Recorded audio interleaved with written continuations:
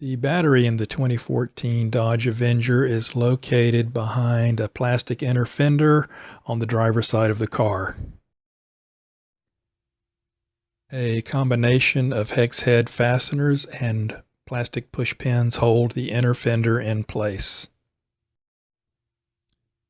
I removed the 3 hex head fasteners using this type of tool with a 9/32 inch 6-point socket.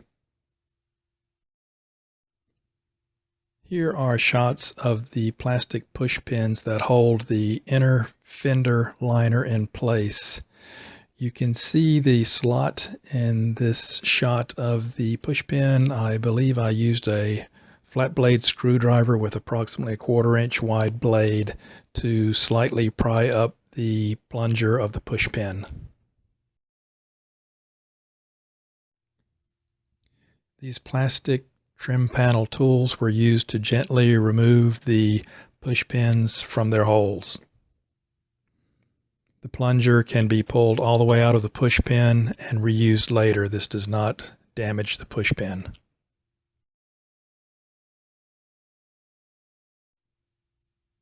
The inner fender liner is seen here with all fasteners removed.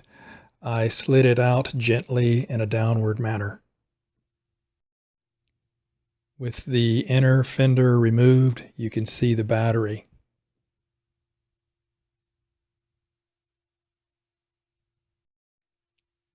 There are 2 red cables that come from the battery. One of them goes to this jump connector located on the strut tower on the driver's side of the car. The other red cable goes to the underside of this fuse box in the foreground of the photo. There is one black cable that comes from the battery, and it goes to this connection point on the driver's side strut tower. I removed this connection to remove power to the car.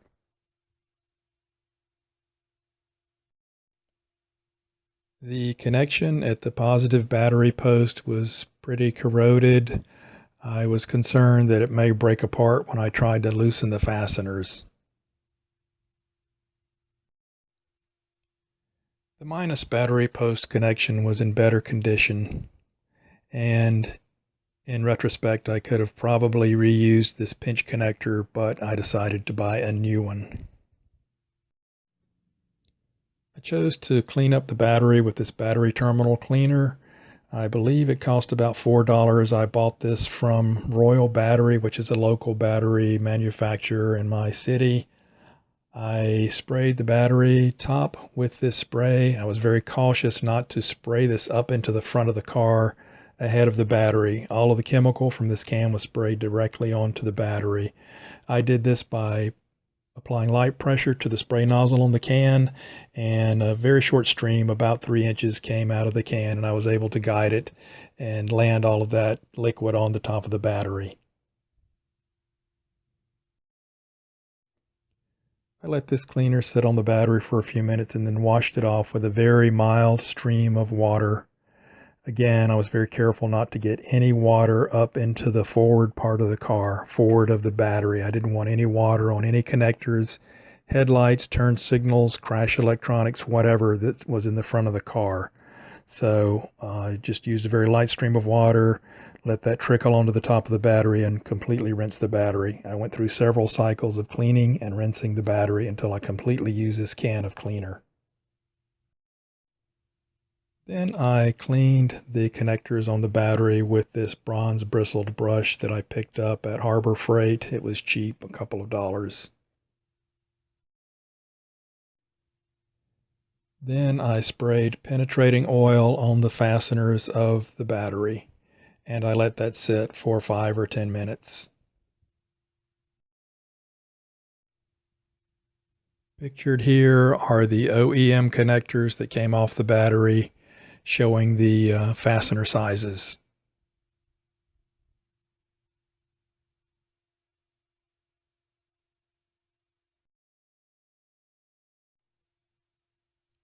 Here is a shot looking down through the engine compartment onto the positive battery terminal.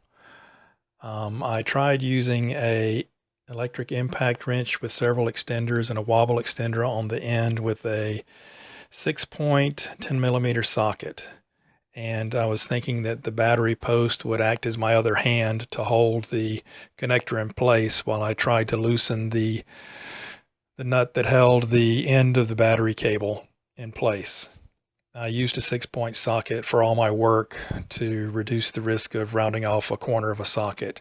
The result of using that impact wrench was that it tore the metal of the connector and the battery cable was still attached to this one torn piece of metal. Then I used the channel lock plier to hold this torn piece of metal with the battery cable still attached to it. And I used my impact wrench with a wobble extender and a 10mm socket. And I turned the power level down on the impact wrench down to 1. And I had to, in my left hand, I had the impact wrench, and in my right hand, I have the channel lock pliers gripping the piece of torn metal with the cable attached to it. And I ran the impact wrench down from the engine compartment of the car down to the battery area and was able to get onto that 10mm fastener and to just gently bump the impact wrench, and it broke the fastener free without destroying the cable or anything else.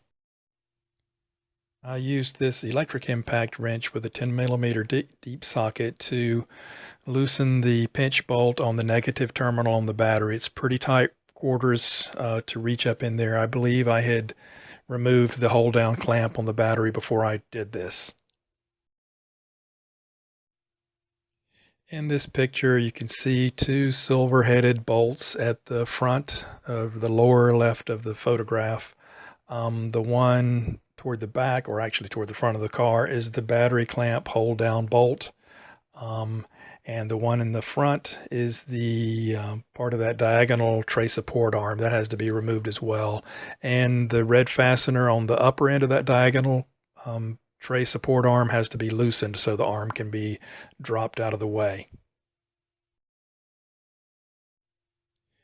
Here's a picture with the battery removed and a tighter shot of the positive terminal cable. I was originally planning on using an X-Acto blade to cut off that black heat shrink tubing and inspect to see if the corrosion had climbed up the cable.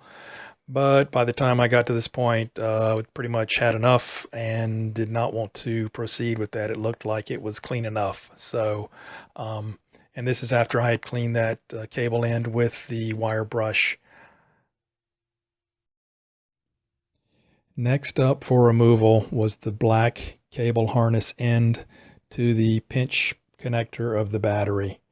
Again, I used the channel lock pliers to hold that metal of the pinch connector, and I used my air impact wrench without an extension and with the, I believe this was a 12mm bolt.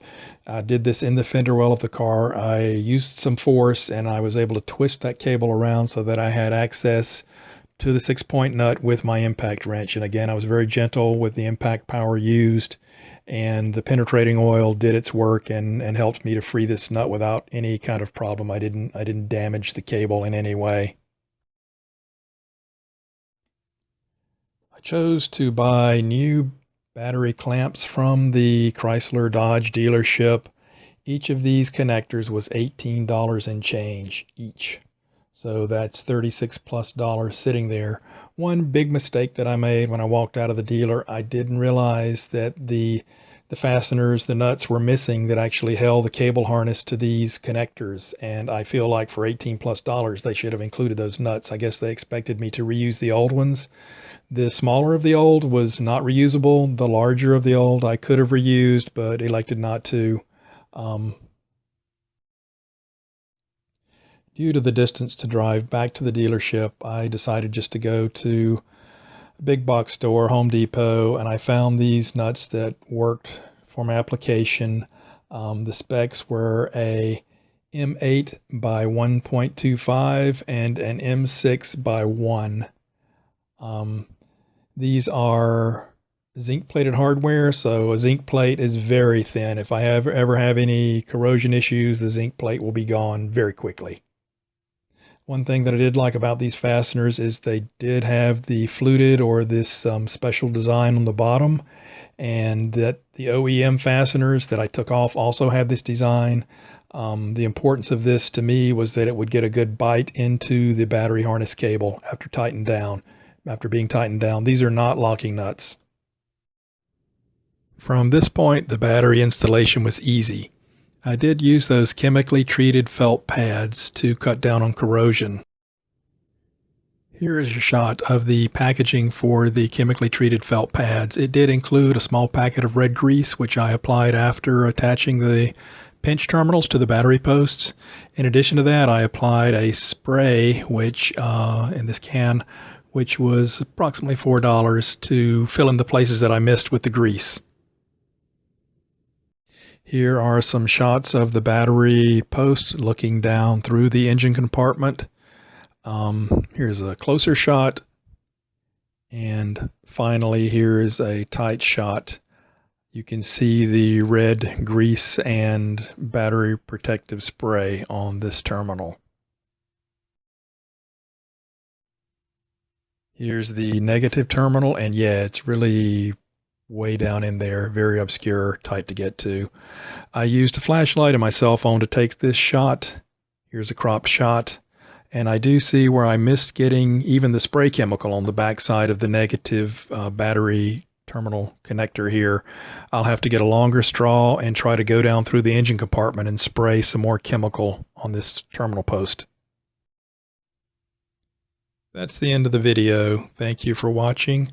Please see the description for links to other related videos, parts, consumables, etc.